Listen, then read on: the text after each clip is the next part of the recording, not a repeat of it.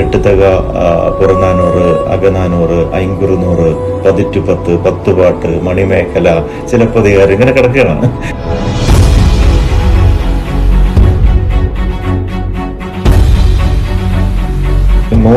ഒരു ട്രിലോജിയാണ് നമ്മൾ പ്ലാൻ ചെയ്യുന്നത്. ജനങ്ങൾ മനസ്സിലാക്കി വെച്ചേക്കുന്ന കേരളത്തിന്റെ തെക്കേ ഇന്ത്യയുടെ ചരിത്രം ചേരമാൻ പെരുമാൾ വരെ എത്തിയിട്ടുള്ളൂ. തമിഴ്നാടിന്റെ സിലബസിൽ കുറേയും കൂടെ സംഘകാലമുണ്ട്. ഇന്ത്യ എന്ന് പറഞ്ഞ സങ്കല്പത്തിൽ തെക്കേ ഇന്ത്യയെ മാറ്റി നിർത്തേണ്ടതല്ല എന്നും വളരെ കൃത്യമായി നമുക്ക് മനസ്സിലാകുന്ന അത്ര കണ്ട് ചരിത്രത്തിന്റെ ഒരു പിൻബലം നമുക്കുണ്ടെന്ന് നമുക്ക് തിരിച്ചറിയാൻ പറ്റും. കേരളത്തിന്റെ തന്നെ അഭിമാനമാകാൻ പോകുന്ന ഒരു പ്രോജക്ട് അന്തർദേശീയ തലത്തിലേക്ക് ചിലപ്പോൾ സഞ്ചരിക്കുമെന്നാണ് വിശ്വാസം. അത് നമ്മൾ ആ കാര്യത്തെ അങ്ങനെയല്ല കൺസീവ് ചെയ്യുന്നത്. അതിനൊരു ബ്രഹ്മാണ്ഡ ചിത്രമായിട്ടോ അല്ലെങ്കിൽ അങ്ങനെ പേരിട്ടൊന്നും വിളിച്ച് അങ്ങനെയല്ല അതിനെ കൺസീവ് ചെയ്യുന്നത്. ആക്ച്വലി കേരളത്തിന്റെ ചരിത്രം എന്നല്ല, സദേൺ ഇന്ത്യയുടെ ചരിത്രം, ദ്രാവിഡാവർത്തത്തിന്റെ ചരിത്രം അത് വേണ്ട പോലെ പറയപ്പെട്ടിട്ടില്ല. സാഹിത്യത്തിലാണെങ്കിലും സിനിമയിലാണെങ്കിലും നാടകങ്ങളിലൂടെ ആണെങ്കിലും അല്ലെങ്കിൽ കവിതകളിലൂടെ ആണെങ്കിലും വേണ്ട പോലെ അത് എക്സ്പ്ലോറേഷൻ നടന്നിട്ടുണ്ടോ എന്നൊരു സംശയം ഉണ്ടാവും. ഇല്ല, നമ്മുടെ ശരിക്കും ഇല്ല എന്നുള്ളത് തന്നെ സത്യം. നമ്മുടെ പാഠ്യപദ്ധതിയിലും അത് വേണ്ടത്ര ഇടം പിടിച്ചിട്ടില്ല. ഇപ്പൊ 6ാം ക്ലാസ്സിലും 5ാം ക്ലാസ്സിലും 4ാം ക്ലാസ്സിലൊക്കെ ആയിട്ട് ചേര, ചോള, പാണ്ഡ്യ നമ്മൾ പറയിപ്പിച്ച് പോയതല്ലാതെ അതിൻ്റെ അപ്പുറത്തേക്ക് ഈ മെസോലിത്തിക് പീരീഡിന്റെ അല്ലെങ്കിൽ മെഗാലിത്തിക് പീരീഡിന്റെ ഒരു യഥാർത്ഥത്തിൽ ലോകത്തെ മറ്റ് സംസ്കാരങ്ങളോടൊപ്പം തന്നെ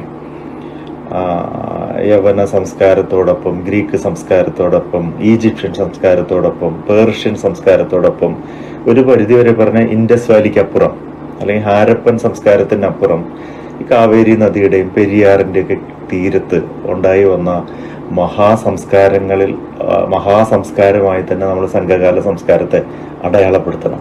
അത് വേണ്ട പോലെ സംഭവിച്ചിട്ടില്ല. ചരിത്ര രചനയുടെ ഒരു പ്രശ്നമാണ് നമുക്കിവിടെ പറയാം. തെക്കേ ഇന്ത്യയെ ലേശം മറന്നു വെച്ചതായിട്ട് നമുക്ക് തോന്നിയിട്ടുണ്ട്. അപ്പോൾ ഈ ചേര, ചോള, പാണ്ഡ്യ രാജാക്കന്മാരെന്ന് പറയുന്നതും 2000 വർഷം BC 1ാം നൂറ്റാണ്ട്, AD 1ാം നൂറ്റാണ്ട്, ആ സമയത്താണ് ഇത് രൂപപ്പെടുന്നത്. യഥാർത്ഥത്തിൽ പെരുഞ്ചോറ്റുതി എന്ന് പറയുന്ന രാജാവ്, ഇമയവരമ്പൻ നെടുഞ്ചേരലാതൻ എന്ന് പറയുന്ന ഗംഭീരനായിട്ടുള്ള രാജാവ്. ഇമയവരമ്പൻ എന്ന് പറയുന്ന പേരിന്റെ അർത്ഥം തന്നെ ഹിമാലയം അതിരാക്കിയവെന്നാണ്. മനസ്സിലായോ? അപ്പോ ഇമയവരമ്പൻ നെടുഞ്ചേരലാതൻ, ചേരൻ ചെങ്കുട്ടുവൻ, ഇനി അപ്പുറത്ത് ചോള രാജാക്കന്മാരില് കരികാല ചോള കൊച്ചെങ്കണ്ണ പെരുവളത്താൻ, ഇങ്ങനെയൊക്കെ പറയുന്ന, പിന്നെ കാരി, ഓരി, പാരി, മാവിലോരി എന്ന് പറയുന്ന ഗംഭീരനായിട്ടുള്ള രാജാവ്. ഇങ്ങനെയുള്ള ഒരുപാട് രാജാക്കന്മാരുടെയും അവരുടെ സാമ്രാജ്യങ്ങളുടെയും അവരുടെ കാമനകളുടെയും അവരുടെ അന്തസംഘർഷങ്ങളുടെയും അവർ തമ്മിലുള്ള കോൺഫ്ലിക്ട്സ്, ഇങ്ങനെയുള്ള ഒരുപാട് കാര്യങ്ങൾ പ്രതിപാദിക്കുന്ന വലിയൊരു സാഹിത്യ ശാഖ നമുക്കുണ്ട് തെക്കേ ഇന്ത്യക്കൊട്ടാകെ. ഈ എന്താ പറയുക, ഐന്തിണകളിൽ അടങ്ങിയിരിക്കുന്ന 3 സാമ്രാജ്യങ്ങളുമായി ബന്ധപ്പെട്ടിട്ടുള്ള, അവർ ലോകത്തെ മറ്റ് സംസ്കാരങ്ങളിലേക്ക് പകർന്നും കൊണ്ടും കൊടുത്തുമൊക്കെ ഉണ്ടായിട്ടുള്ള വല്ലാത്ത ഒരു സാംസ്കാരിക ധാരയുടെ സാക്ഷ്യങ്ങളായിട്ടുള്ള ഒരു സാഹിത്യ ഒരു സംവിധാനം നമുക്കുണ്ട്. അതാണ് ശരിക്കും സംഘകാല കൃതികൾ എന്ന് പറയുന്നത്. അത് എട്ടുതക, പുറനാനൂറ്, അകനാനൂറ്, ഐങ്കുറുനൂറ്, 10 പത്തുപാട്ട്, മണിമേഖല, ചിലപ്പതികാർ, ഇങ്ങനെ കിടക്കുകയാണ്. വലിയ സമുദ്രം പോലെ കിടക്കുകയാണ്. നമ്മളതിനെ ഇതിഹാസ തുല്യമായി തന്നെ കരുതണം. യഥാർത്ഥത്തിൽ രാമായണത്തെ പോലെയും മഹാഭാരതത്തെ പോലെയും അല്ലെങ്കിൽ ഒഡീസിയെ പോലെ, ഇലിയഡിനെ പോലെയൊക്കെ തന്നെ കരുതണം. ഇവിടെ ഒരു പ്രശ്നം എന്താ വെച്ചാൽ, ഇത് ഒരു കവി എഴുതിയതല്ല എന്നുള്ളതിനാലായിരിക്കാം ചിലപ്പോൾ ഇതിഹാസങ്ങൾ പെടുത്താത്തത്. 140-ലധികം കവികൾ ചേർന്ന് എഴുതി വെച്ചിട്ടുള്ള രാജാക്കന്മാരുടെ എന്താ പറയുന്ന ജീവിതവും അവരുടെ ഭരണ നൈപുണതയും ഒക്കെ ചേർന്നിട്ടുള്ള വലിയ സാഹിത്യ കവിതകളുടെ കൂട്ടമാണ് അകനാനൂറ്, പുറനാനൂറ്. 400 കവിതകൾ വീതമുള്ള 2 ഗംഭീര ഗ്രന്ഥങ്ങൾ. അതിൽ അകനാനൂറ് ശരിക്ക് പ്രതിപാദിച്ചു പോകുന്നത് പ്രണയത്തെയും ആത്മസംഘർഷങ്ങളെയും അങ്ങനെയുള്ള കാര്യങ്ങളൊക്കെ ചേർന്നിട്ടുള്ള ഇന്നർ ഇമോഷൻസിനെ പറ്റി പാടുന്ന 400 പാട്ടുകൾ. 400 സോങ്സ് ഓഫ് അല്ലെങ്കിൽ 400 സാഗാസ് ഓഫ് ഇന്നർ ഇമോഷൻസ് എന്ന് വേണമെങ്കിൽ നമുക്ക് പറയാം. പുറനാനൂറ് പ്രതിപാദിക്കുന്നത് ഇവർ തമ്മിലുള്ള ഫൈറ്റ്, വീരം. മനസ്സിലായോ? അതാണ് പുറനാനൂറിൽ പറഞ്ഞു പോകുന്ന കാര്യങ്ങൾ. യഥാർത്ഥത്തിൽ നമ്മൾ ഇതിനകത്ത് കൺസീവ് ചെയ്യുന്ന അല്ലെങ്കിൽ ഈ പ്രത്യേക പ്രോജക്റ്റിൽ കൺസീവ് ചെയ്യുന്ന വിഷയം രാജാക്കന്മാർ തമ്മിലുള്ള സംഘർഷങ്ങളാണ്, പുറനാനൂറാണ്. പക്ഷേ നമ്മളതിന് പേര് നൽകിയിരിക്കുന്ന അകനാനൂറാണ്. അന്തസംഘർഷങ്ങളിൽ നിന്നാണ് യഥാർത്ഥ മനുഷ്യ തമ്മിലുള്ള ഫിസിക്കൽ സംഘർഷങ്ങൾ ഉണ്ടാകുന്നത് എന്നുള്ളൊരു ഐഡിയയിൽ അപ്പോൾ അകനാനൂർ സോങ്ങുകളുടെ, പാട്ടുകളുടെ, കവിതകളുടെ ഒരു കളക്ഷൻ ആയതുകൊണ്ട് തന്നെ ഈ ഒരു സീരീസ് ഓഫ് ഫിലിംസ് അല്ലെങ്കിൽ ഒരു ട്രിലോജിയാണ് നമ്മൾ പ്ലാൻ ചെയ്യുന്നത്. 3 സിനിമകളുടെ, അകനാനൂർ, പുറനാനൂർ, ഡയറ്റ എന്ന് പറയുന്ന 3 സിനിമകളുടെ ഒരു സീരീസാണ് സങ്കല്പത്തിലുള്ളത്. അതിൽ അകനാനൂറിന്റെ പ്രവർത്തനങ്ങൾ ഇപ്പം നടക്കുന്നു. അതുകൊണ്ട് തന്നെ അകനാനൂർ ഒരു മ്യൂസിക്കൽ ആകണമെന്ന് നമുക്ക് നിർബന്ധമുണ്ടായിരുന്നു. അതുകൊണ്ട് 1.5 മണിക്കൂർ 3 മണിക്കൂർ വരുന്ന സിനിമയിൽ 1.5 മണിക്കൂർ പാട്ടായിരിക്കട്ടെ എന്ന് തീരുമാനിച്ചു. കൂടിയിട്ട് അത് കഥ പറഞ്ഞു പോകുന്ന പാട്ട്, സ്റ്റോറി ലൈനോടൊപ്പം തന്നെ സഞ്ചരിക്കുന്ന പാട്ടിന് വേണ്ടിയിട്ടുള്ള പാട്ടുകളല്ല, കഥ പറയാൻ വേണ്ടിയിട്ട്. അകനാനൂറിൽ എങ്ങനെയാണ് കഥകൾ, അത്രയും പാട്ടുകളാണ് പറഞ്ഞത്. അപ്പോ ഇനി ആ പാട്ടുകൾ എങ്ങനെ വേണം എന്നുള്ള ചിന്തയിൽ ആ പാട്ട് തികച്ചും യൂണിവേഴ്സൽ ആകണമെന്നൊരു തോന്നലുണ്ടായി. കാരണം സംഘകാല സംസ്കാരം എന്ന് പറയുന്ന ഒരു യൂണിവേഴ്സൽ സംസ്കാരം തന്നെയായിരുന്നു. പ്രത്യേകിച്ച് ഈ പ്രധാനപ്പെട്ട 2 പോർട്ടുകളിലൂടെ, മുസറീസിലൂടെ, അതിനോടൊപ്പം തന്നെ ബെക്കറെ, അങ്ങനെ ഒരുപാട് പോർട്ടുകൾ ഉണ്ടായിരുന്നു കേരളത്തിലും. പുംപുകാർ പോലുള്ള ഗംഭീരമായിട്ടുള്ള, കേപ്പ് കൊമറിൻ പോലുള്ള ഗംഭീരമായിട്ടുള്ള പോർട്ടുകൾ തമിഴ്നാടിനും ഒക്കെ ആയിട്ടുണ്ടായിരുന്ന സമയത്ത് ഈ പോർട്ടുകളിലൂടെ ട്രേഡിനോടൊപ്പം തന്നെ സംസ്കാരവും ശരിക്കും വിനിമയം ചെയ്യപ്പെട്ടിരുന്നു. അതുകൊണ്ട് തന്നെ ഇതിലെ പാട്ടുകളും ഇതിന്റെ കഥ പറച്ചിലും ഒരു യൂണിവേഴ്സൽ മാനറിൽ തന്നെ വേണമെന്ന് ഒരു തോന്നലുണ്ടായി. അതിൽ നിന്നാണ് പാട്ടുകൾ ഇത്തിരി ഗംഭീരമായിട്ടിരിക്കട്ടെ എന്നും പാടുന്ന ആളുകൾ പുറത്തുനിന്ന് വേണമെന്നും അതിന്റെ പെർക്യൂഷൻ സംബന്ധിയായ കാര്യങ്ങളെല്ലാം കേവലം ഈ തെക്കേ ഇന്ത്യയുടെ പരിധിക്ക് അകത്തുനിന്നല്ലാതെ പുറത്തുനിന്ന് വേണം എന്നുള്ളൊരു ചിന്തയുണ്ടായി. അതുകൊണ്ടാണ് ഈ ക്യൂൻ ഓഫ് ദഫ് ഒക്കെ വന്നിട്ട് ദഫ് പെർക്യൂഷൻ ചെയ്യുന്നതും, അലക്സ് ബോയ് വന്ന് പാടുന്നതും, അതിന്റെ എഞ്ചിനീയേഴ്സ് ഒക്കെ പുറത്തുനിന്നുള്ളതായിരിക്കുന്നതും, അതിന്റെ ഓർക്കസ്ട്രേഷൻ പ്രാഗിൽ നമ്മൾ ഫിക്സ് ചെയ്തു. ഗംഭീരനായിട്ടുള്ള ഒരു എന്താ പറയുക കമ്പോസറാണ് നമുക്ക് വേണ്ടി കമ്പോസ് ചെയ്യുന്നത്, ഓർക്കസ്ട്രേഷൻ, സിംഫണി ഓർക്കസ്ട്ര കമ്പോസ് ചെയ്യുന്നത്. അപ്പോൾ പാട്ടുകളിൽ ഊന്നി നിൽക്കുന്ന ഒരു പാട്ട് കുറച്ച് ഗ്ലോബലി ഇരിക്കട്ടെ എന്നുള്ളൊരു ചിന്ത, അല്ലെങ്കിൽ അതിനുവേണ്ടിയുള്ള കഠിനമായിട്ടുള്ള പ്രയത്നം നമ്മുടെ സൈഡിൽ നിന്നുണ്ട്. ശരിക്കും ജനങ്ങളിത് എടുക്കുന്ന തന്നെ വിചാരിച്ചേക്കുന്നത്. കാരണം നമ്മളുടെ ചരിത്ര അന്വേഷണം യഥാർത്ഥത്തിൽ, അല്ലെങ്കിൽ ജനങ്ങൾ മനസ്സിലാക്കി വെച്ചേക്കുന്ന കേരളത്തിന്റെ തെക്കേ ഇന്ത്യയുടെ ചരിത്രം ചേരമാൻ പെരുമാൾ വരെ എത്തിയിട്ടുള്ളൂ. തമിഴ്നാടിന്റെ സിലബസിൽ കുറേയും കൂടെ സംഘകാലമുണ്ട്. തമിഴ്നാടിന്റെ എഡ്യൂക്കേഷൻ സിസ്റ്റത്തിലും അവരുടെ ചരിത്രബോധത്തിലും സംഘകാലം വളരെ നന്നായിട്ടുണ്ട്. കേരളത്തിന്റെ ചരിത്രബോധത്തിൽ ഇതുവരെ അത് വേണ്ടത്ര പറയപ്പെട്ടിട്ടില്ല എന്നുള്ളൊരു കാര്യം കൂടിയാണ് നമ്മളിങ്ങനെ ഒരു കാര്യം ചെയ്യുമ്പോൾ അതിലേക്ക് നമ്മൾ നയിച്ചതും, സംഘകാലത്തേക്ക് നയിച്ചതും. അവിടെ നിന്നൊരു കഥാതന്തുവിനെ എടുത്ത് അവതരിപ്പിക്കണം എന്നുള്ള ഒരു യഥാർത്ഥത്തിൽ നമ്മളൊരു കേരളൈറ്റായിട്ട് നിൽക്കുമ്പോൾ നമ്മളുടെ ഒരു ദൗത്യം കൂടിയത്, നമ്മുടെ ഒരു ബാധ്യത കൂടിയത്, നമ്മുടെ ഒരു ഉത്തരവാദിത്വമാണ്. നമ്മൾ അവിടെ നിന്ന് തന്നെ തുടങ്ങണം. അപ്പൊ അവിടുന്ന് തുടങ്ങുന്ന സമയത്ത് നമുക്ക് മനസ്സിലാകും സദേൺ ഇന്ത്യ അത്ര മോശമല്ലായിരുന്നു എന്നും, ദ്രാവിഡാവർത്തം എന്ന് പറയുന്നത് തന്നെയായിരുന്നു യഥാർത്ഥ ഇന്ത്യ എന്നും, ഇന്ത്യ എന്ന് പറഞ്ഞ സങ്കല്പത്തിൽ തെക്കേ ഇന്ത്യയെ മാറ്റി നിർത്തേണ്ടതല്ല എന്നും വളരെ കൃത്യമായി നമുക്ക് മനസ്സിലാകുന്ന, അത്ര കണ്ട് ചരിത്രത്തിന്റെ ഒരു പിൻബലം നമുക്കുണ്ടെന്ന് നമുക്ക് തിരിച്ചറിയാൻ പറ്റും. ജനങ്ങളത് എടുക്കുന്ന തന്നെ നമ്മൾ വിചാരിക്കുന്നു. പ്രേക്ഷകൻ തിയേറ്ററിൽ എത്തുന്നത് യഥാർത്ഥത്തിൽ എന്റർടൈൻ ചെയ്യാൻ വേണ്ടി തന്നെയാണ്, അതിലൊരു സംശയമില്ല. എവിടെ കിട്ടും എന്റർടൈൻമെന്റിന്റെ അകത്ത് നമ്മൾ എന്ത് ചരിത്ര അല്ലെങ്കിൽ ജീവിത യാഥാർത്ഥ്യങ്ങൾ പകർന്നു നൽകുന്നു എന്നുള്ളൊരു കാര്യമുണ്ട്. എന്റർടൈൻമെന്റ് തീർച്ചയായും ഒഴിച്ചുകൂടാൻ പറ്റാത്തൊരു കാര്യമാണ്. നമ്മളുടെ സിനിമ, നമ്മൾ ചിന്തിക്കുന്ന, നമ്മൾ കൺസീവ് ചെയ്യുന്ന സിനിമ തീർച്ചയായിട്ടും എന്റർടൈനറാണ്, അതിലൊരു സംശയമില്ല. അതിൽ ഇവർ തമ്മിലുള്ള യുദ്ധവും പാട്ടും പാട്ടിന്റെ സന്ദർഭങ്ങളും നൃത്തപരമായിട്ടുള്ള കാര്യങ്ങളും എല്ലാം ചേർത്തിട്ട് തിയേറ്ററിനകത്ത് ഒരു ആഘോഷം ഉണ്ടാകണം എന്നുള്ള കാര്യത്തിൽ സംശയമൊന്നുമില്ല. പക്ഷെ അത് ചരിത്രത്തെയോ അല്ലെങ്കിൽ യാഥാർത്ഥ്യത്തെയോ യഥാർത്ഥ ജീവിതത്തെയോ മറക്കുന്നതായിരിക്കരുത് എന്നുള്ള ഒരു അടിസ്ഥാനപരമായ ചിന്തയുണ്ട്. അതുകൂടെ പകർന്ന് നൽകുന്നതായിരിക്കണം. നമ്മൾ 300 കണ്ടപ്പോഴും, ഇനിയിപ്പോ ഈവൻ പൊന്നിയൻ സെൽവൻ കാണുമ്പോൾ പോലും മണിരത്നം അതിൽ നിന്നും വിട്ടുപോയിട്ടില്ല. പിടിയിട്ട് യഥാർത്ഥ കാര്യത്തെ അവിടെ നിർത്തിക്കൊണ്ട് തന്നെയാണ് അതിനെ എന്റർടൈൻമെന്റ് ആക്കുന്നത് എന്നുള്ള ഒരു സത്യത്തെ നമ്മൾ ഉൾക്കൊണ്ടേ പറ്റത്തുള്ളൂ. സോങ് എല്ലാവരും തന്നെ പാടിക്കഴിഞ്ഞു. ഇനി ടെക്നീഷ്യൻസിന്റെ ഡീറ്റെയിൽസ് യഥാർത്ഥത്തില് പാടിയത് ദാസേട്ടനും ചിത്രയും പാടി, അലക്സ് ബോയെ പാടി, പിന്നീട് പുഷ്പവനം കുപ്പുസ്വാമി പാടി, അനുരാധ ശ്രീറാം പാടി. അങ്ങനെ സദേൺ ഇന്ത്യയിലെ ഏറ്റവും മേജർ ക്രെഡിറ്റ്സ് വരുന്ന എല്ലാ ആളുകളും തന്നെ പാടിക്കഴിഞ്ഞു. ഏകദേശം 10-30 ആളുകൾ പാടിക്കഴിഞ്ഞു. TM കൃഷ്ണയായിട്ടുള്ളൊരു ടോക്ക് നടന്നുകൊണ്ടിരിക്കുന്നു. അദ്ദേഹം ആദ്യമായിട്ട് ചിലപ്പോൾ ഒരു സിനിമയിൽ പാടുന്ന ഈ സിനിമയിൽ ആയിരിക്കുമെന്ന് വിചാരിക്കുന്നു. ടോക്ക് ഏകദേശം പോസിറ്റീവായി പോയിക്കൊണ്ടിരിക്കുന്നു. ഒരു എന്താ പറയുക, കർണാട്ടിക് ടച്ച് ഉള്ള ഒരു പാട്ടുണ്ട്. അപ്പൊ അത് TM കൃഷ്ണ പാടണം, മാറിയ സാമൂഹിക രാഷ്ട്രീയ സാഹചര്യത്തിൽ ടി എം കൃഷ്ണയുടെ ഒരു ശബ്ദം കൂടി അതിനകത്ത് ഉണ്ടായിരിക്കണം. ഒരു തെക്കേ ഇന്ത്യൻ ട്രമൻഡസ് ക്ലാസിക്കൽ സിംഗർ എന്നുള്ള നിലയ്ക്ക് അദ്ദേഹത്തിന്റെ ശബ്ദം കൂടി അതിനകത്ത് ഉണ്ടായിരിക്കണം നമ്മൾ ഉറച്ചും ആഗ്രഹിക്കുന്നുണ്ട്. സംഗീത സംവിധാനം ന്യൂ കമറാണ്, തൽക്കാലം നമ്മൾ റിവീൽ ചെയ്യുന്നില്ല. കാവലനാരായണ പണിക്കറാണ് ഇത് എഴുതി തുടങ്ങി വെച്ചത്.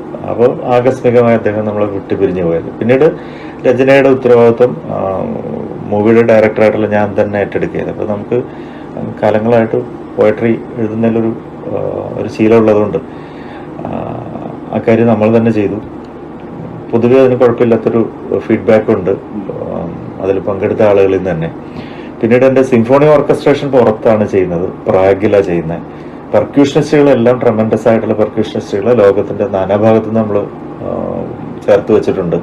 ഏറ്റവും ലേറ്റസ്റ്റ് ആയിട്ട് നടന്ന അപ്ഡേഷൻ ഈ ക്യൂൻ ഓഫ് ദഫ് എന്ന് ഇറാനിയൻ ദഫ് പ്ലെയർ ആയിട്ടുള്ള ലോകത്തെ ഏറ്റവും മികച്ച 10 പെർക്യൂഷനിസ്റ്റുകൾ എടുത്ത സക്കീർ ഹുസൈൻ വിട്ടുപോയി, സക്കീർ ഹുസൈൻ, വിക്കു വിനായകറാം, മിക്കി ഹാർട്ട് അടക്കമുള്ള ഗംഭീരരായിട്ടുള്ള പെർക്യൂഷനിസ്റ്റുകൾ എടുത്താൽ അതിലൊരു ലേഡി സാന്നിധ്യമാണ് യഥാർത്ഥത്തിൽ ഈ അസൽ എന്ന് പറയുന്ന ലേഡി, ഇറാനിയൻ ലേഡി.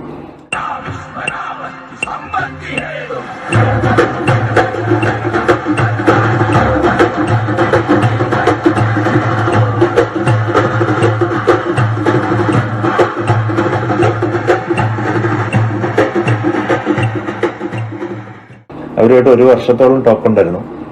1 വർഷത്തിന്റെ അവസാനം എനിക്ക് തോന്നുന്നു ഒരാഴ്ച മുൻപ് ടെഹ്റാനിലെ ഒരു സ്റ്റുഡിയോയിൽ അവർ 2 ദിവസം നമുക്ക് വേണ്ടി നമ്മുടെ ഒരു താണ്ഡവ ഗാനത്തിന് വേണ്ടിയിട്ട്, അതിനകത്തൊരു താണ്ഡവ സോങ് ഉണ്ട്. കാരണം ഇത് ചേര ചോള വൈരമാണ് നമ്മൾ പ്രധാനമായിട്ട് കഥയായിട്ട് വെച്ചേക്കുന്നത്. ചേര ചോള വൈരത്തിൽ തന്നെ കരികാല ചോള കൊച്ചെങ്കണ്ണ പെരുവളത്താനും ചേരൻ ചെങ്കുട്ടുവനും തമ്മിലുള്ള കോൺഫ്ലിക്റ്റ് ആണ് പറഞ്ഞു പോകുന്നത്. ചേരര് ശരിക്കും ശൈവരായിരുന്നു, ചോളർ ശരിക്കും ശൈവരായിരുന്നു, ചേരര് ശാക്തേയരായിരുന്നു. അപ്പൊ ശിവശക്തി ഒരു കോൺഫ്ലിക്റ്റ് യഥാർത്ഥത്തിൽ അതിന്റെ കണ്ടന്റിൽ വരുന്നുണ്ട്. അതുകൊണ്ട് തന്നെ ശൈവരായിരുന്ന ചോളരുടെ ഒരു പടപ്പുറപ്പാടിന് നമുക്കൊരു താണ്ഡവ ഗാനമുണ്ട്. അപ്പൊ ആ താണ്ഡവ ഗാനത്തിന്റെ പെർക്യൂഷൻ തികച്ചും യൂണിവേഴ്സൽ ആയിരിക്കണമെന്ന് നമുക്കൊരു തോന്നൽ വന്നു. അത് ശരിക്കും താണ്ഡവ എന്ന് പറഞ്ഞാൽ കോസ്മിക് ഡാൻസ് എന്നാണല്ലോ അർത്ഥം. അപ്പൊ ഒരു കോസ്മിക് ഡാൻസിന് വേണ്ടുന്ന പാട്ടിന് വേണ്ടിയിട്ട് അതിന്റെ പെർക്യൂഷൻ പുറത്തുനിന്നായിരിക്കണമെന്നും അത് കേവലം നമ്മുടെ ഇന്ത്യക്കകത്തുനിന്ന് ആയിരിക്കരുതെന്നും പുറത്തെ ഏതെങ്കിലും ഒരു കോണ്ടിനെന്റിൽ നിന്നും വേണം എന്നുള്ള തീരുമാനത്തിൽ നിന്നാണ്, അല്ലെങ്കിൽ പുറത്തെ ഏതെങ്കിലും ഒരു രാജ്യത്തു നിന്ന് വേണം എന്നുള്ളൊരു തീരുമാനത്തിൽ നിന്നാണ് ശരിക്കും ഇറാനിലെ ഈ പെർക്യൂഷനിസ്റ്റിൽ നമ്മൾ എത്തിയത്. നമ്മൾ യഥാർത്ഥത്തിൽ ഇപ്പോൾ വിസ്മയമാക്സ് 20 വർഷങ്ങളായി, 21ാമത്തെ വർഷത്തിലെത്തി. വിസ്മയമാക്സ് കോറായിട്ട് ഈ VFXന്റെയും അനിമേഷന്റെ ഒക്കെ ഒരു ഏരിയയിൽ വളരെ ജെന്യൂനായിട്ട് ഇടപെടുകയും അതിന്റെ യാഥാർത്ഥ്യത്തിലൂടെ മാത്രം സഞ്ചരിക്കുകയും വളരെ കൃത്യതയുള്ള അനിമേഷൻ VFX പ്രവർത്തനങ്ങൾ ചെയ്യും. ഒരു പരിധിവരെ എനിക്ക് തോന്നുന്നൊരു 2018-2017 മുതൽ നമ്മൾ ചെയ്ത VFX പ്രോജക്റ്റുകളെല്ലാം പുറത്തുനിന്നുള്ള സിനിമകൾക്ക് വേണ്ടിയിട്ടായിരുന്നു. ശരിക്കും ക്രിസ് ഈവൻസിന്റെ സിനിമ വരെ ചെയ്തു നമ്മൾ. പ്ലേയിങ് ഇറ്റ് കൂളൊക്കെ ഇവിടെ നമ്മൾ ചെയ്തു. അപ്പോൾ അങ്ങനെ ഇരുന്ന സമയത്താണ് നമുക്ക് നാഷണൽ ഗെയിംസിന്റെ ഇനാഗുറൽ ഷോയുടെ VFX പാർട്ട് നമുക്ക് വരുന്നത്. നമ്മൾ 20 മിനിറ്റ് നേരം VFX കുഞ്ഞാലി മരക്കാർ എന്നുള്ള പേരിൽ അന്ന് ചെയ്യണ്ടായി. വലിയ ജംബോ സ്ക്രീനിൽ 45,000 ഓഡിയൻസ് ഉണ്ടായിരുന്നു ആ ഗ്രീൻഫീൽഡ് സ്റ്റേഡിയത്തിൽ. അവരെ തൃപ്തിപ്പെടുത്തുന്ന രീതിയിൽ 20 മിനിറ്റ് VFX മോഹൻലാലിനെ വെച്ച് നമ്മൾ ചെയ്യണ്ടേ. അപ്പോൾ അത് ചെയ്തു കഴിഞ്ഞപ്പോഴാണ് നമുക്കൊരു തോന്നൽ വന്നത്, തൽക്കാലം പുറത്തുനിന്നുള്ള പ്രോജക്ട്സ് എല്ലാം ഒന്ന് നിർത്തിയതിന് ശേഷം നമ്മുടെ നാടിന് വേണ്ടിയിട്ട്, നമ്മളേതായാലും 10-20 വർഷം മുന്നോട്ട് പോയി ഈ ഒരു മീഡിയത്തിൽ, നമ്മുടെ നാടിന് വേണ്ടിയിട്ട്, നമ്മുടെ സിനിമയ്ക്ക് വേണ്ടിയിട്ട് എങ്ങനെ ഒരു കോറായിട്ടുള്ള ഒരു ആക്ടിവിറ്റി നമ്മുടെ ടീമിനെ വെച്ച് ഹോം പ്രൊഡക്ഷൻ പോലെ ചെയ്യാം എന്നുള്ള ചിന്തയിൽ നിന്നാണ് യഥാർത്ഥത്തിൽ ഒരു മൂവി പ്രോജക്റ്റ് എന്നും അതൊരു അൾട്ടിമേറ്റ് VFX പ്രോജക്റ്റ് എന്നും അതൊരു സ്റ്റീരിയോസ്കോപ്പിക് ഫിലിം എന്നും നമ്മൾ ചിന്തിക്കുന്നു. അങ്ങനെ ചിന്തിക്കുമ്പോൾ അതൊരു ലാർജ് സ്കെയിലിൽ വരും എന്നുള്ള കാര്യത്തിൽ സംശയമില്ല. വലിയൊരു ക്യാൻവാസിൽ വരും. ആ വലിയ ക്യാൻവാസിൽ വരുമ്പോൾ വലിയ ക്യാൻവാസിന് നിറയ്ക്കാൻ പറ്റുന്ന കൺസെപ്റ്റിന്റെ ഒരു ആവശ്യം വരും. അങ്ങനെയാണ് നമ്മൾ തെക്കേ ഇന്ത്യയുടെ ചരിത്രം എന്ന് പറയുന്ന സങ്കല്പത്തിലേക്ക് നമുക്ക് പോവാം എന്ന് നമ്മൾ ചിന്തിക്കുകയും തെക്കേ ഇന്ത്യയുടെ ചരിത്രത്തിൽ സംഘകാല ചരിത്രം ആരും അങ്ങ് എത്തിപ്പെടാൻ മടിക്കുകയും അവിടെ നിന്നെങ്കിലും കണ്ടെടുക്കാൻ പാടുള്ളതുമായിട്ടുള്ളൊരു ഏരിയയാണ് സംഘകാല ചരിത്രം. അങ്ങനെ സംഘകാല ചരിത്രം പരതിയാണ് നമ്മൾ ഈ ട്രമൻഡസ് ആയിട്ടുള്ള 2 രാജാക്കന്മാരുടെ ഒരു കോൺഫ്ലിക്റ്റ് കണ്ടെടുക്കുന്നത്. ഒന്ന് ചേരൻ ചെങ്കുട്ടുവൻ. തൽക്കാലം റിവീൽ ചെയ്യുന്നില്ല. എന്നിരുന്നാലും അതിന്റെ വില്ലൻ സൈഡിലേക്ക് നമ്മൾ ജെറാൾഡ് ബട്ട്ലറുമായിട്ട് സംസാരിച്ച് വെച്ചിട്ടുണ്ട്. 300 ഹീറോ ആയിട്ട്. വില്ലൻ നമുക്കൊരു 10 മിനിറ്റ്സിന്റെ ആവശ്യമുള്ളൂ. അപ്പോൾ ആ 10 മിനിറ്റ്സിന്റെ ആവശ്യത്തിലേക്ക് നമുക്കൊരു ഹോളിവുഡ് ആക്ടർ നമുക്ക് അച്ചീവബിൾ ആണ്, അല്ലെങ്കിൽ റീസണബിൾ ആണ്, അല്ലെങ്കിൽ അഫോർഡബിൾ ആണ്. അത് ഓൾമോസ്റ്റ് അതിൻ്റെ ഒരു ടോക്കൊക്കെ കഴിഞ്ഞിരിക്കുന്നു. പ്രോജക്റ്റ് റിയലൈസ് ആകുമ്പോൾ അത് റിയലൈസ് ആകും നമ്മൾ വിചാരിക്കുന്നത്. ഹീറോസ് ആയിട്ട് നമ്മൾ റിവീൽ ചെയ്യുന്നില്ല തൽക്കാലം. എന്നത്തേക്ക് മലയാളിക്ക് പ്രതീക്ഷ, അല്ലെങ്കിൽ ഇന്ത്യൻ പ്രേക്ഷകർക്ക് നമ്മൾ ഒന്നര വർഷത്തെ കംപ്ലീറ്റ് പ്രൊഡക്ഷൻ പ്രോസസ്സാണ് ഉദ്ദേശിക്കുന്നത്. പ്രീ പ്രൊഡക്ഷൻ ആക്ടിവിറ്റീസ് എല്ലാം ഓൾമോസ്റ്റ് കഴിഞ്ഞു. എൻ്റെ സ്ക്രിപ്റ്റ് കംപ്ലീറ്റഡ് ആണ്, എൻ്റെ സ്റ്റോറി ബോർഡിങ് കംപ്ലീറ്റഡ് ആണ്, സോങ്സ് എല്ലാം കംപ്ലീറ്റഡ് ആണ്. ബാക്കി എല്ലാ കാര്യങ്ങളും തന്നെ കാസ്റ്റിൻ്റെ ഓൾമോസ്റ്റ് കാര്യങ്ങളും കംപ്ലീറ്റഡ് ആണ്. പ്രൊഡക്ഷനും പോസ്റ്റ് പ്രൊഡക്ഷനുമായിട്ട് 500 ഡേയ്സാണ് ഉദ്ദേശിക്കുന്നത്. ഷൂട്ട് ഒരു 100 ഡേയ്സ് ഷൂട്ട് ആവശ്യമുള്ളൂ. ബാക്കി VFXലും പോസ്റ്റ് പ്രൊഡക്ഷനിലും വരുന്ന വലിയ ഷെഡ്യൂളുകളാണ് ബാക്കി സമയം എടുക്കുന്നത് ശരിക്കും.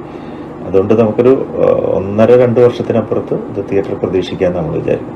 എല്ലാ ലാംഗ്വേജും തെക്കേ ഇന്ത്യൻ ലാംഗ്വേജ് എല്ലാം പോകണം എന്നാണ് വിചാരിക്കുന്നത്. തെക്കേ ഇന്ത്യ, തമിഴ് മലയാളം മസ്റ്റായിട്ട് പോകും. കാരണം തമിഴിലും മലയാളത്തിലും ചേർന്നിട്ടാണ് സ്ക്രിപ്റ്റ് ഇരിക്കുന്നത്. അതുകൊണ്ട് അതിനൊരു സാധ്യത ഗംഭീരമായിട്ടുണ്ട്. മലയാളം സംസാരിക്കുന്ന സമയത്ത് നമ്മൾ ഏത് ടൈപ്പ് ഓഫ് മലയാളമാണ് നമുക്ക് ഈ എന്താ പറയുക, ചരിത്രം എന്നും അല്ലെങ്കിൽ കുറച്ച് പ്രാകൃത ചരിത്രം എന്നൊക്കെ പറയുന്ന സമയത്ത് നമ്മൾക്ക് ആർക്കും മനസ്സിലാവാതിരുന്നതാണ് സംസാരിച്ചുകൊണ്ടിരുന്നത് നമ്മൾ ചിന്തിക്കേണ്ട കാര്യമൊന്നുമില്ല. നമ്മൾ ഈ സമയത്ത് പറയുമ്പോൾ അതാ ഞാൻ പറഞ്ഞത് 10,000 BC സിനിമയിൽ സംസാരിച്ചത് മോഡേൺ ഇംഗ്ലീഷാണ്. അപ്പോൾ അത് ജനങ്ങൾക്ക് അല്ലെങ്കിൽ ഓഡിയൻ അത് കുഴപ്പമായിട്ട് തോന്നാത്ത രീതിയിൽ, അവർക്ക് മനസ്സിലാവുന്ന രീതിയിൽ തന്നെ സംഭാഷണങ്ങളും മറ്റു കാര്യങ്ങളും ഉണ്ടായാലേ അത് മുന്നോട്ട് പോകത്തുള്ളൂ. അല്ല, അത് ഞാൻ ഉദ്ദേശിച്ചത്. അതായത് സ്വാഭാവികമായിട്ട് ഒരു പീരീഡ് സിനിമ വരുമ്പോൾ ഇങ്ങനെ ഒരു മലയാളം യൂസ് ചെയ്യണമെന്ന് ഇവിടെ ഒരു ടെംപ്ലേറ്റ് ഉണ്ടാക്കി വെച്ചിട്ടുണ്ട്. അത് ബ്രേക്ക് ചെയ്യേണ്ടതായിട്ടുണ്ട്. സാമാന്യന അത് സംസാരിക്കേണ്ടത് പോയറ്റിക് ആയിട്ട് സംസാരിക്കണം, എസ്തറ്റിക്കലി സംസാരിക്കണം. അത് പ്രാകൃതമായി സംസാരിക്കണമെന്ന് നിർബന്ധമൊന്നുമില്ല. മനസ്സിലായി. തമിഴിലാണെങ്കിലും തമിഴിൽ ഇപ്പോൾ ചെന്തമിഴ് സംസാരിക്കണം എന്നൊരു നിർബന്ധമില്ല. സംസാരിക്കുന്ന വാക്കുകളും സംസാരിക്കുന്ന കാര്യങ്ങളും പോയറ്റിക് ആയിരിക്കണം, എസ്തറ്റിക്കലി ഫിറ്റ് ആയിരിക്കണം എന്ന് കരുതേണ്ടതേ ഉള്ളൂ. അല്ലാതെ ആളുകൾക്ക് മനസ്സിലാവാതെ നമ്മൾ എന്തെങ്കിലും പറഞ്ഞിട്ട് കാര്യമുണ്ട്. അത് സായിപ്പ് അത് കൃത്യമായിട്ട് ചെയ്യുന്നുണ്ടല്ലോ. ഹോളിവുഡിൽ കൃത്യമായിട്ട് ചെയ്യുന്നുണ്ട്. 300 സംസാരിച്ചത് ഹോമറിന്റെ ട്രോയ് സംസാരിച്ചത് ഹോമറിന്റെ ഭാഷയാണോ? അല്ല, ട്രോയ് സംസാരിച്ചത് മോഡേൺ ഇംഗ്ലീഷ് തന്നെ. അപ്പോൾ അത് ഹോമറിന്റെ ഇംഗ്ലീഷിൽ നിന്ന് അല്ലെങ്കിൽ ഹോമറിന്റെ ഭാഷയിൽ നിന്ന് അത് ഷേക്സ്പിയറിന്റെ ഭാഷയിലേക്ക് വന്ന് മോഡേൺ ഭാഷയിലേക്ക് വരുന്ന ഇങ്ങനെ ഒരു ബ്രിഡ്ജ് അതിനകത്തുണ്ടായിരിക്കുന്നു മാത്രം. അതുപോലെ തന്നെ സംഘകാല സാഹിത്യത്തിന്റെ തമിഴ് അത് പ്രാകൃതമായിട്ടുള്ള മലയാളത്തിലേക്ക് വന്ന് മോഡേൺ ആയിട്ടുള്ള മലയാളത്തിന് ഇടയ്ക്ക് നിൽക്കുന്ന ഒരവസ്ഥയിൽ ക്യാരക്ടേഴ്സ് സംഭാഷണങ്ങൾ സംസാരിച്ചു പോകും.